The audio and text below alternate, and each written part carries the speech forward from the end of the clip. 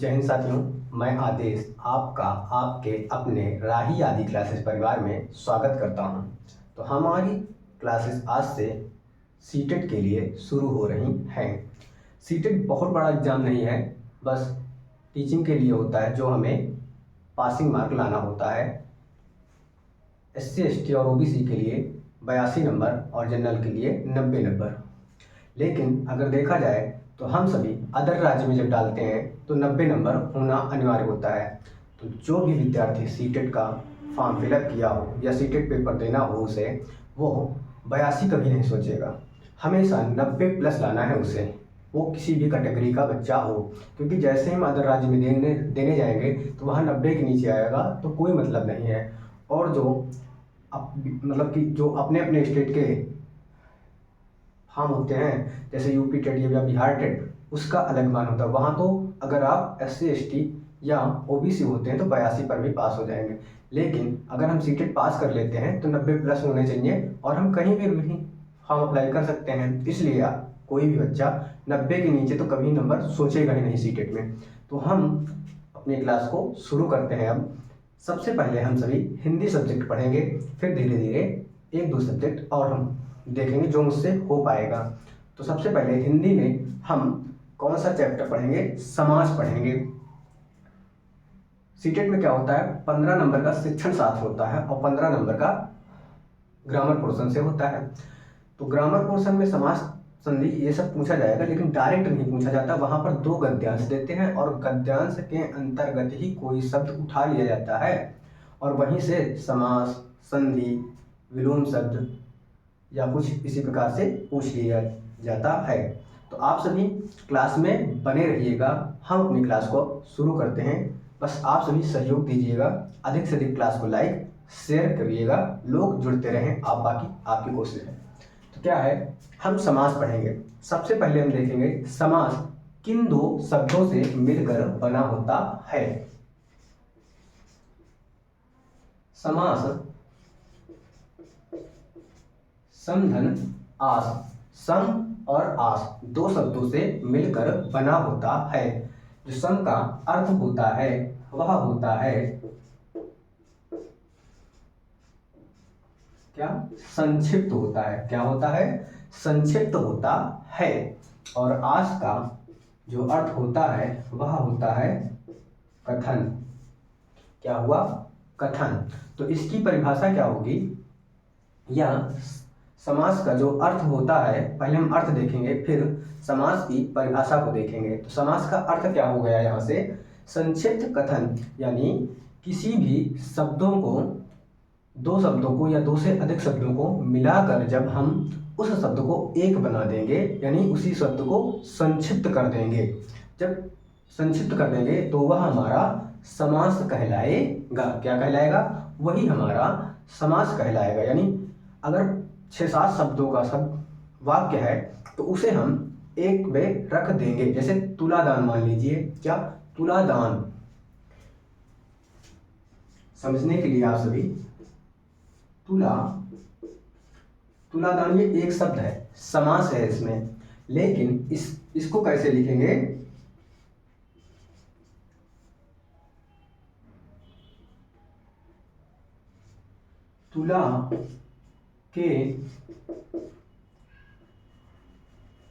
तुला के बराबर दिया गया या किया गया, या फिर किया गया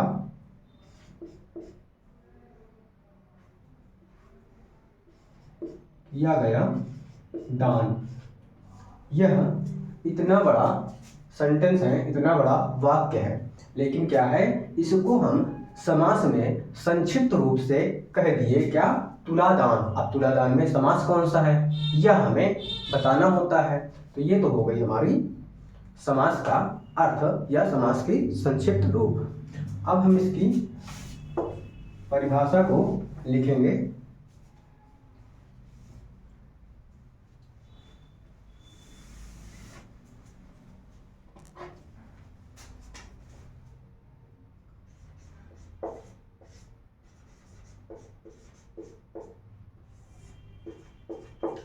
ये अब हम देखेंगे समास की परिभाषा। क्या? समास की परिभाषा।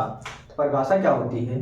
दो या दो से अधिक शब्दों को मिलाकर या मिलकर जब वह एक शब्द हो जाए, एक नया शब्द दें, तो वह समास होता है, वह समास कहलाता है।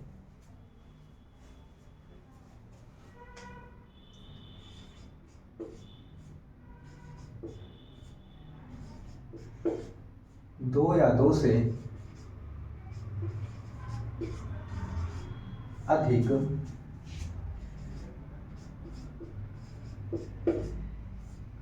शब्दों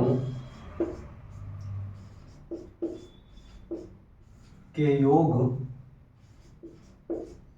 से मिलकर, दो या दो से अधिक शब्दों के योग से मिलकर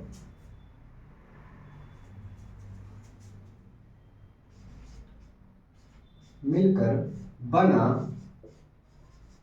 एक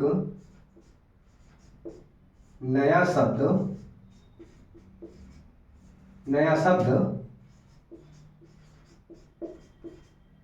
समास कहलाता है। तो ये तो हो गई हमारी क्या? समास की परिभाषा। इसके बाद हम सभी देखेंगे समास के भेद। क्या?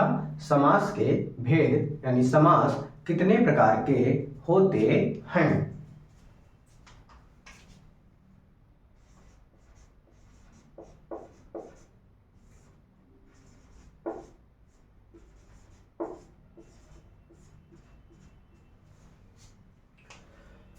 और ये जो हिंदी क्लासेस हैं, यहाँ प्राइमरी लेवल और जूनियर लेवल दोनों के लिए है। तो अब देखेंगे क्या हम समास के भेद।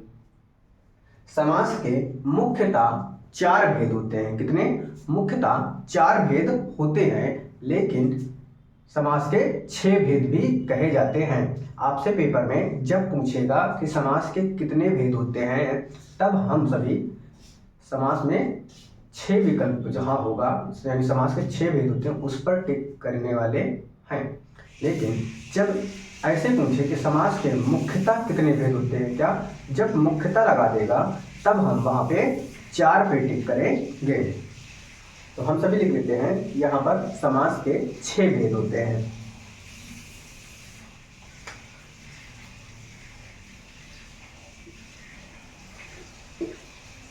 इसके 6 भेद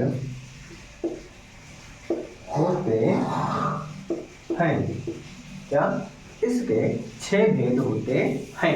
अब कौन कौन से होते हैं वह हमें देखना है।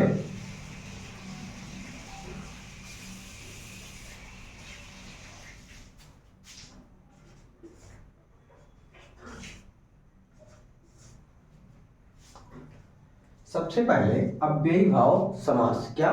सबसे पहले अव्ययी भाव समास।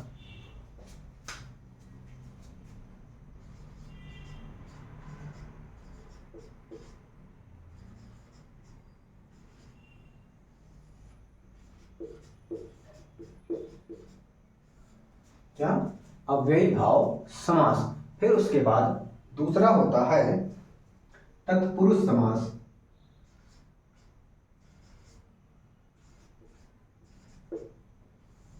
तत्पुरुष समास। तीसरा है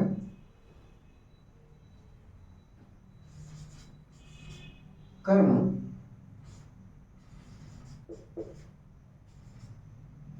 क्या? कर्मधारय समास। चौथा द्वंद्व समास।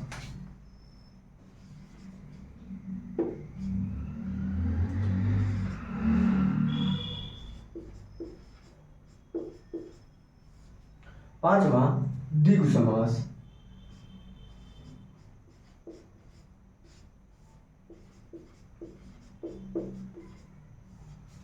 छठा बहुव्रीहि समास।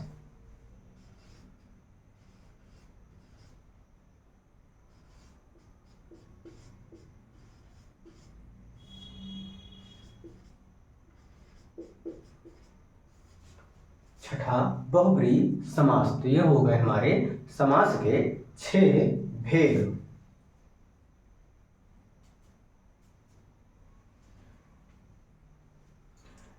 तो समास के जब यहां लिख लेते हैं,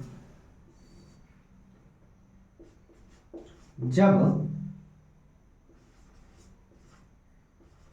मुख्यतः लगाकर पूछेगा कि मुख्यतः समास के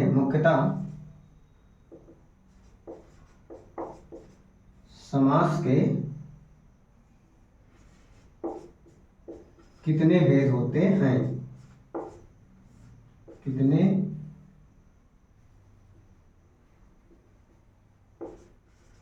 भेद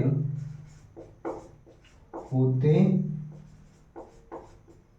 हैं, मुख्यतः समास के कितने भेद होते हैं पूछेगा, तब हम कितने पर टिक करेंगे, 4 पर टिक करेंगे। मुख्यतः 4 भेद होते हैं, लेकिन जब ऐसे पूछ लेगा समास के कितने भेद होते हैं तो 6 पर टिक करेंगे। तो कौन कौन से होते हैं 4 मुख्यतः, कौन कौन से होते हैं? ये तत्पुरुष समास से ही एक द्विगु समास निकल कर आता है और दूसरा कर्मधारय समास होता है। तत्पुरुष के अंतर्गत ही द्विगु समास और कर्मधारय होता है। तो ये जब 2 निकल कर आ जाते हैं तो 6 हो जाते हैं, नहीं तो अव्ययी भाव समास, तत्पुरुष समास, द्वंद्व समास और बहुब्रीहि समास, तो फिर 4 भेद हो जाते हैं। अब हम सभी एक एक करके समास पढ़ेंगे। तो सबसे पहले अव्ययी भाव समास को हम पढ़ने वाले हैं।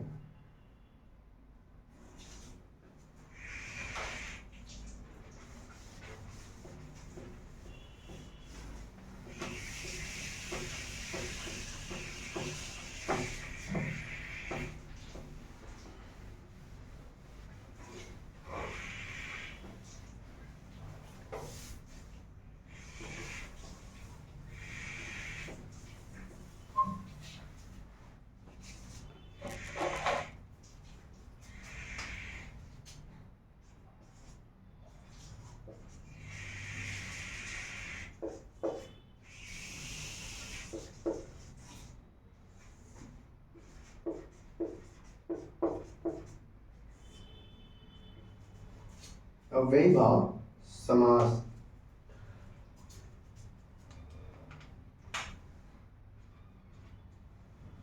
अव्ययी भाव समास में क्या होता है कि पहला पद प्रधान होता है। क्या? पहला पद प्रधान होता है, यानी जिस समास में पहला पद प्रधान हो उसे अव्ययी भाव समास कहते हैं, या वह समास जिसमें पहला पद प्रधान हो वह अव्ययी भाव समास कहलाता है। यह उसकी परिभाषा हो जाएगी अव्ययी भाव समास की।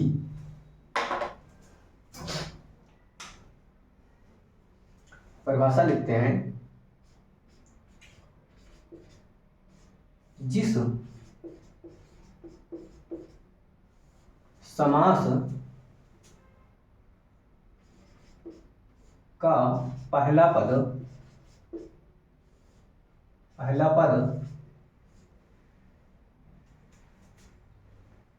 प्रधान हो,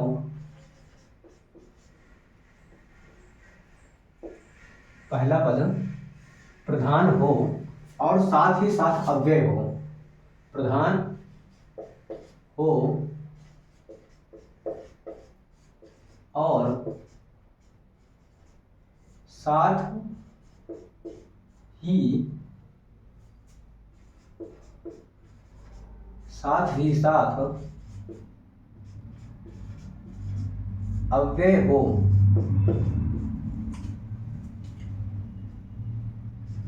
वह अव्ययी भाव समास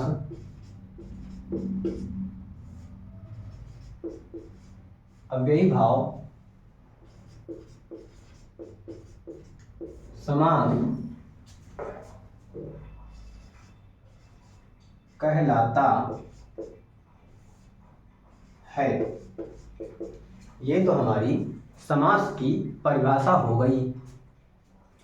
तो कुछ शब्द यानी कुछ उदाहरण हम देख लेते हैं अव्ययी भाव समास के।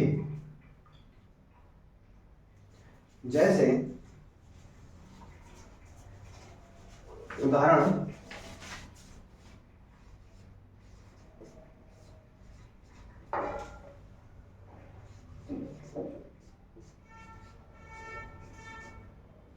आजन्म। जन्म क्या है? जन्म क्या है? शब्द है, लेकिन इस शब्द में जो आ है, क्या आ है, वह क्या है? अव्यय है। क्या है? आ अव्यय अव्यय है।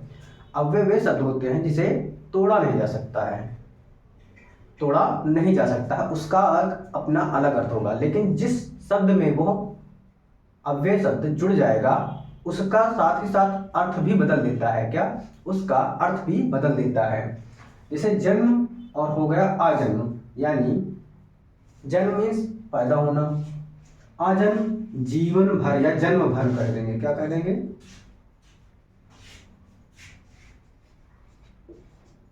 जन्म भर। दिनों दिन, दूसरा उदाहरण लिखते हैं, दिनों दिन, दिनों दिन, दिन ही दिन में, दिन ही दिन में, यह समास विग्रह है। समासिक पद है, समास विग्रह है, यानी उसको तोड़कर, जैसे संधि होती है, संधि को जब हम विच्छेद करते हैं, संधि को तोड़ के लिखते हैं तो उसे संधि विच्छेद कहते हैं। उसी प्रकार अब हम क्या करेंगे, कुछ उदाहरण आपको लिखते जाएंगे और बताते जाएंगे, उसका समास विग्रह आप सभी कर सकते हैं क्योंकि आप इतना तो है ही। जैसे ये हो गया, फिर है निडर, निडर, निडर हो गया। जैसे निडर यानी डर नहीं है, निडर यानी डर रहित। क्या होगा? समासिक विग्रह होगा डर रहित, यानी वो डरता ही नहीं है। यथा संभव, यथा संभव, हर दिन,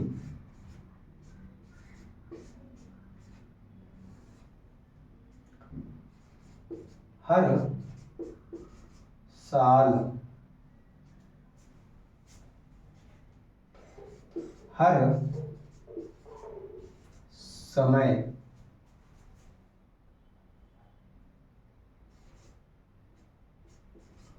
प्रति दिन,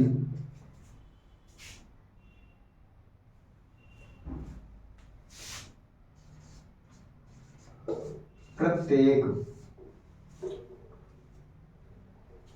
तो अव्ययी भाव समास को पहचानने के लिए एक साधारण सी सिंपल सी ट्रिक से समझ लीजिए कि हम कैसे उसे पहचानेंगे। क्या है कि 90% से ज़्यादा हमेशा काम कर जाएगी ट्रिक। क्या? कि जो भी अव्ययी भाव समासिक पद देगा उसमें हम सभी देख सकते हैं कि किसी भी शब्द के आगे हमें उपसर्ग नजर आएगा। क्या? उपसर्ग नजर आएगा। जैसे यहाँ पे देख लीजिए, प्रतिदिन, दिन क्या है? शब्द है, लेकिन इसमें प्रति उपसर्ग जुड़ा हुआ है। समय शब्द है, लेकिन इसमें हर उपसर्ग जुड़ा है, तो हर समय। साल शब्द है, इसमें हर उपसर्ग है, तो हर साल। दिन शब्द है, लेकिन हर उपसर्ग है, तो हर दिन हो गया है। संभव शब्द है, यथा उपसर्ग है, यथा संभव हो गया। डर शब्द है, नि उपसर्ग है, तो निडर हो गया। प्रत्येक, प्रतिधन एक है लिखा। क्या? प्रतिधन एक, तो ये हो गया है प्रत्येक। इसमें भी प्रति उपसर्ग है। क्या है? प्रति उपसर्ग है।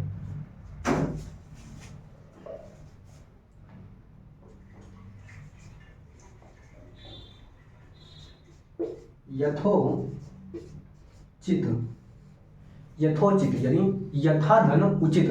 यथा उपसर्ग है लेकिन उचित शब्द है, तो यथोचित हो गया। इसमें संधि हो गई। कौन सी संधि हो गई? गुण संधि हो गई। जैसे प्रत्येक में कौन सी संधि है? यड़ संधि हो चुकी है।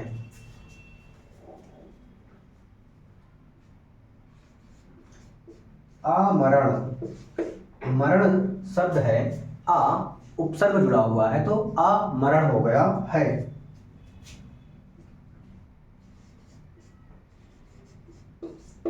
हाथों, हाथ, यानी हाथ ही हाथ। तो ये हमारा अव्ययीभाव समास के कुछ उदाहरण हैं। थोड़े और भी हम देख लेते हैं। जैसे अत्यधिक,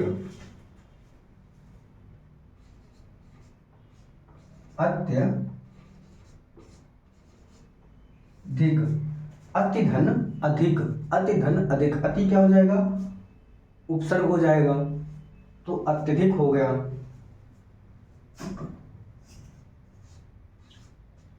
बेफायदा, बेफायदा, फायदा फायदा शब्द है, इसमें बे उपसर्ग लगा हुआ है तो बेफायदा।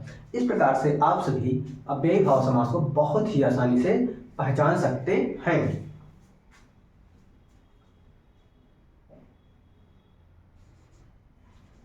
जैसे यथा विधि, क्या, यथा विधि। तो उम्मीद है आपको अव्ययीभाव समास समझ में आ गया होगा। अब हम आगे चलते हैं दूसरे समास की तरफ।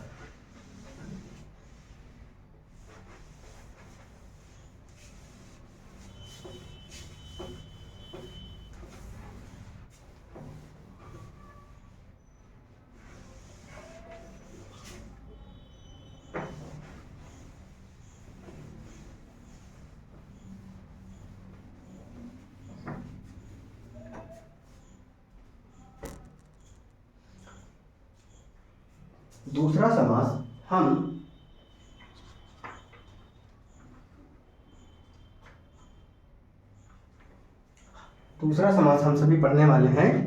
कौन सा, कर्मधारय समास। कर्मधारय,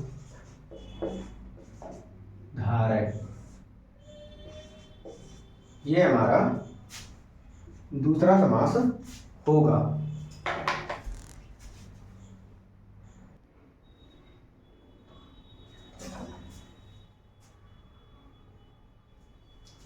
कर्मधारय समास क्या है कि जिस समास में पहला पद विशेष्य अथवा उपमेय, दूसरा पद विशेषण हो या उपमान हो, तो वहां पर कर्मधारय समास होता है। इसकी हम पहले परिभाषा लिखेंगे, फिर उदाहरण के माध्यम से समझेंगे।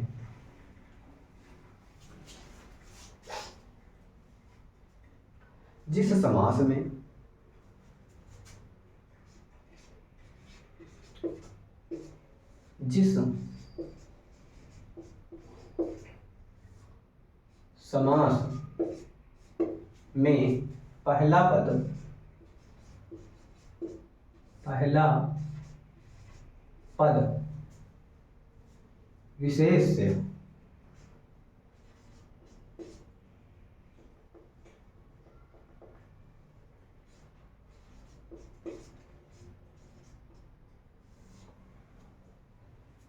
पहला पद विशेष्य अथवा उपमेय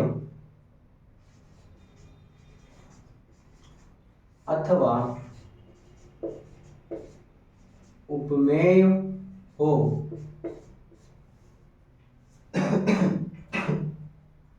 और दूसरा पद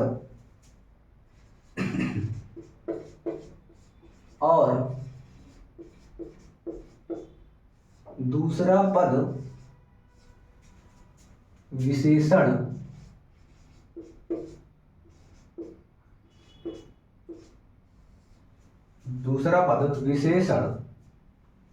या उपमान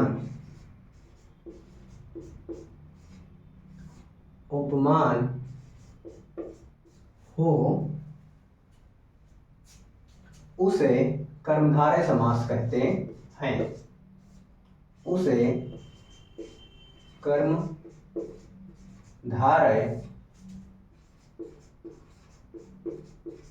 समास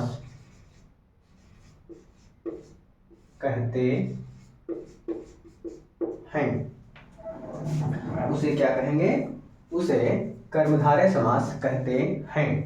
जैसे विशेष और विशेषण को हम समझ लेते हैं। जैसे काला घोड़ा, घोड़ा क्या हो जाएगा? हमारा विशेष हो जाएगा। क्या होगा? विशेष होगा।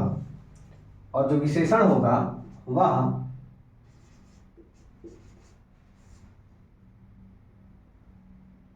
काला हो जाएगा। क्या? ये शब्द विशेषण होगा।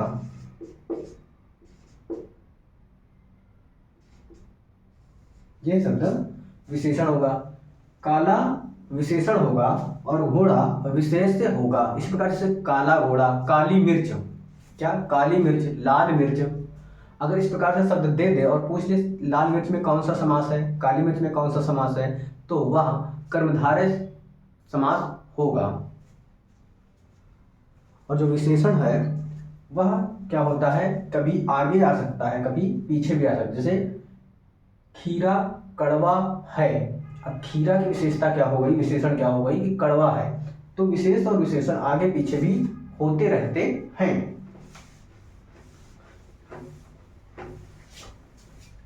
अब हम इसके यानी कर्मधारय समास के उदाहरण की तरफ चलते हैं। क्या है?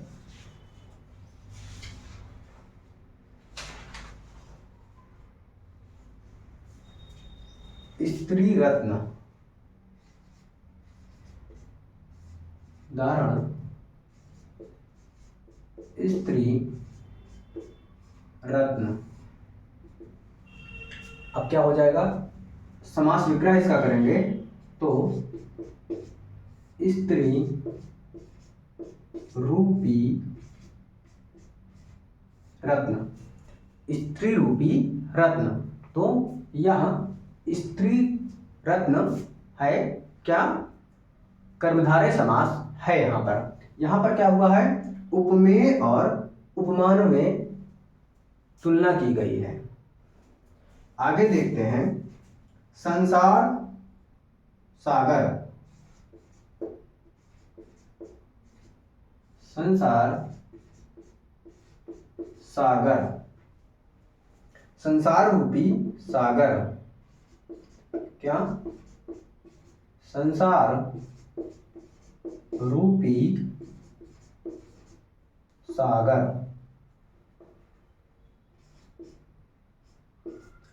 संसार रूपी सागर। अगर हम समास विग्रह करेंगे, क्या? समास विग्रह करेंगे तो एक चीज हमें निकल कर आ रही है, मिल रही है। क्या? रूपी शब्द आ रहा है। जैसे स्त्री रूपी रत्न, संसार रूपी सागर और देह लता, देह लता, देह रूपी लता। क्या? देह रूपी लता। ये है हमारा, यहां पर भी रूपी, तो कर्मधारय समास। लेकिन और क्या मिल सकता है, यह भी हमें जानना है। जैसे भला मानस। क्या? भला मानस, यह समासिक पद है, समास है। इसका जब हम समास विग्रह करेंगे तो क्या होगा? भला है जो मानस, भला है जो मानस। क्लास को बहुत ही आराम से स्लोली पढ़ाया जा रहा है, आपको समझ में आ रहा होगा। तो यहां पर क्या निकल के आया? है जो। क्या? है जो, भला मानस यानी भला है जो मानस। आगे देखते हैं। सुपुत्र, सुपुत्र। क्या? अच्छा है जो पुत्र, अच्छा है जो पुत्र। यहाँ पर भी है जो निकल कर आ रहा है। यहाँ पर विशेष और विशेषण भी आपको नजर आ रहा है। इसमें उपमेय और उपमान आ रहा था और यहाँ पर विशेष और विशेषण। मानस मतलब क्या होता है? मनुष्य। मनुष्य कैसा है? उसकी विशेषता क्या है? भला है, अच्छा है। और यहाँ पर सुपुत्र। पुत्र पुत्र होता है, बेटा होता है। वो बेटा कैसा है? अच्छा है, सुपुत्र। सु क्या हो जाएगा? यह विशेषण को दर्शा रहा है और पुत्र विशेष्य को। इसी प्रकार भला मानस में मानस विशेष्य है और भला विशेषण है। आगे अधपका। अधपका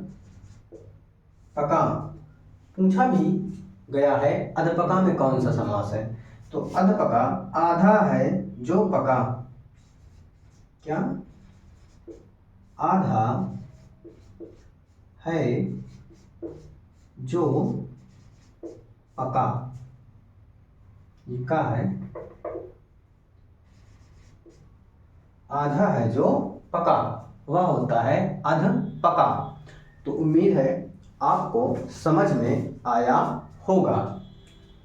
कुछ उदाहरण ऐसे भी हम लिख लेते हैं बिना समास विग्रह के, लेकिन आप सभी देख रहे हैं कि विशेष विशेषण है। पका शब्द क्या है? विशेष हो गया और विशेषण क्या होगा? अध, यानी आधा है जो पका।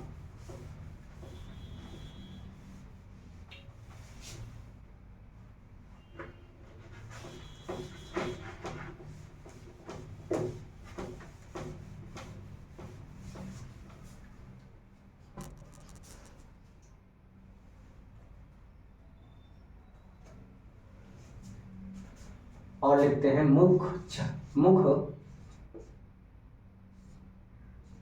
चंद्र। मुख चंद्र। अब यहाँ पर तुलना की गई है, उपमेय और उपमान है। चंद्र चंद्रमा के समान, मुख है जिसका ये मुख है जो चंद्रमा के समान। तो यहाँ पर मुख चंद्र में क्या है? कर्मधारय समास हो जाएगा। अगला है भुज दंड। भुज दंड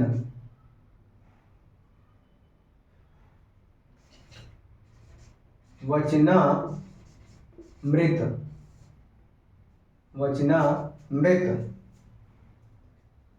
चरण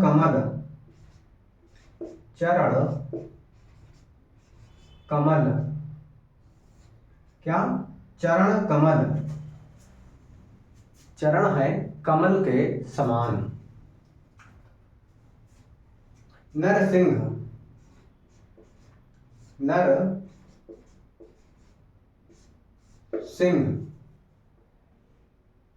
रक्तलोचन।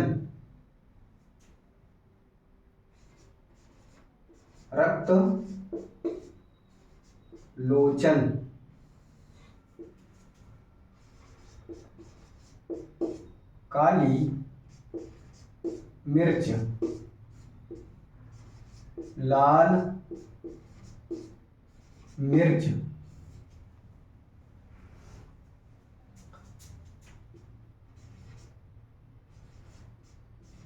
महर्षि। महान है जो ऋषि।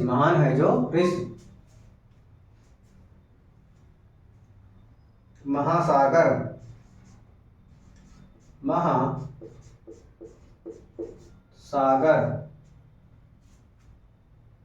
नीलकमल।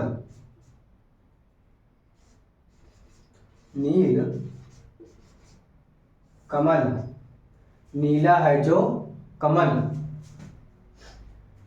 प्राणप्रिय।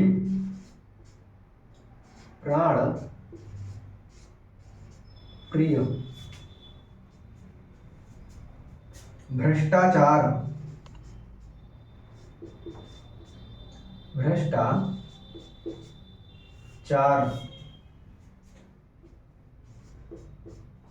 राजश्री। तो ये है कुछ उदाहरण हो गए हमारे अव्ययीभाव समास के, कर्मधारय समास। इसके पहले हमने अव्ययी भाव समास पढ़ा था, ये हमारा कर्मधारय समास हो जाता है। तो आज की क्लास को हम यहीं तक रखेंगे, क्लास बड़ी ना हो। उम्मीद है आपको समझ में आया होगा, थोड़ा सा पहली बार होगा तो कम आया होगा, लेकिन क्लास को न समझ में आए दोबारा फिर से देख सकते हैं। अब थोड़ा सा रिवीजन करते हैं। अव्ययी भाव समास क्या था कि वहां पर पहला पद प्रधान होता था और साथ ही साथ वह पद अव्यय होता था, और जिसके साथ जुड़ता था उसे भी अव्यय द्वारा बना लिया जाता था, वो शब्द पूरा शब्द मिलकर अव्यय हो जाता था। और अव्ययी भाव समास को पहचानने की सबसे आसान ट्रिक है कि किसी भी शब्द के पहले उसमें कोई ना कोई उपसर्ग लगा होगा। जब उपसर्ग लगा होगा तो हम आसानी से उस पर, अगर हम कुछ भी नहीं जानते हैं तो अव्ययी भाव समास पर टिक कर देंगे। अब आते हैं कर्मधारय समास पे।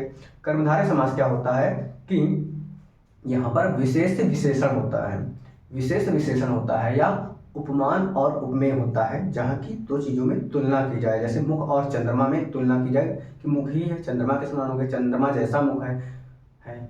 तो इस प्रकार, और जैसे विशेष और विशेषण में लाल और मिर्च, काली मिर्च, काला घोड़ा, भ्रष्टाचार, प्राण प्रिय, प्राण से जो है प्रिय, नील कमल, कमल है नीला है, कमल कैसा है नीला हो गया, सागर कैसा है महान है, लोचन में आंख होती है, आंख कैसी है लाल है। इस प्रकार से हम अव्ययी भाव समास और कर्मधारय समास को पढ़ लिए। इसके बाद हम अब आगे कल की क्लास में पढ़ेंगे। बस आप सभी इस क्लास में बने रहिएगा, अधिक से अधिक शेयर कीजिए। आप सभी का इस क्लास में जुड़ने के लिए बहुत बहुत धन्यवाद।